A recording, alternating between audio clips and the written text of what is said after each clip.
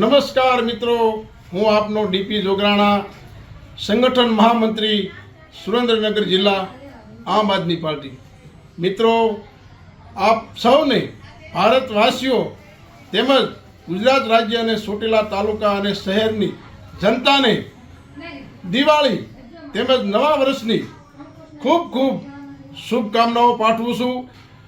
સાથોસાથ કે આપનું નવું વર્ષ માં ચામુંડા દ્વારકાધીશ સુખ શાંતિ અને સમૃદ્ધિ આપે, તંદુરસ્ત રહો અને આપના જીવનમાં ઉત્તરોત્તર પ્રગતિ કરતા રહો એવો માં ચામુંડા અને દ્વારકાધીશને પ્રાર્થના કરું છું. જય માં ચામુંડા, જય ઠાકર.